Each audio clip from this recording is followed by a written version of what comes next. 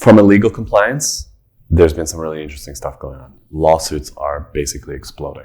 Yeah. In America, right? Yes. Because there's a big, maybe unpack like why that is different enforcement strategy. We'll get into it. I think like overall, culturally, there's a pretty big difference in how things are enforced, at least from our viewpoint and what we've kind of come to the conclusion of.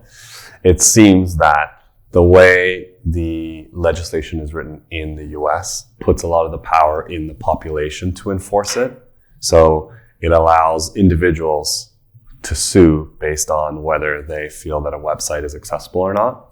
And that's for any company. So if you're offering services in the US from Canada, you're potentially also open to lawsuits. So a lot of the power for enforcement is in individuals who sue organizations, and those lawsuits are just exploding. Canada, the legislation or the enforcement is like culturally a little bit different. It seems that the enforcement is all government based. So like the government would actually have to deem your site non-compliant, and then there's a whole series of penalties that they would enforce.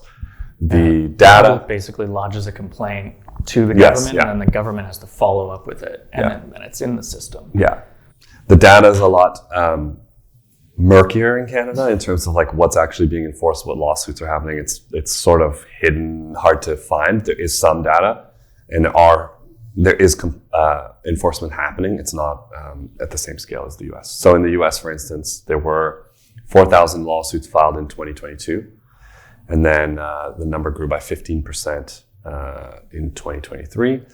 Overall, from 2017 to 2023, lawsuits have been up 400+%, which is that's high. Wild.